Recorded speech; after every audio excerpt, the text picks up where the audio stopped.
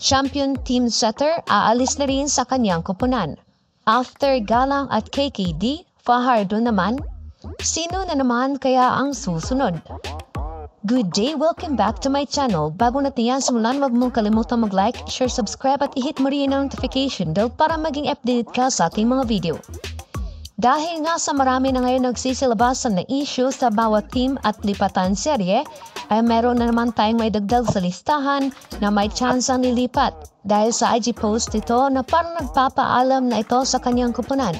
Maliban sa post ni Galang about sa pasasalamat ito sa kanyang team, at meron din namang post si Fajardo na pasasalamat din sa kanyang koponan. May captured pa nga itong best stories, it's always the hard one. May salute emoji na nga na ikanalulungkot pa ng mga fans dahil mukhang magpapaalam na nga ito. Isa nga rin sa ikanalungkot ng mga fans ay nag-comment pa nga rin si Majay Baron ng calf with salute emoji. Dito nga ay mukhang pinatunayan nito na talaga magpapaalam na ang long-time starting setter ng F2 sa kanyang koponan. Isa pa naman si Fajardo ang nabigay ng magandang laro sa kanyang team. Siya din ang dahilan kung bakit maganda ang ball distribution kaya't marami ang nakuha nitong kampyonato. Patunay ito ang mga championship title nito sa PSL at mga multi-awards nito as best setter in their PSL days. Isa nga si Fajardo aka Calf ang isa sa mga hinahangaan ng mga masugid na supporters ng F2 dahil sa napaka-stable setter nito at mabilis mag-adjust sa mga gustong set ng mga spikers niya.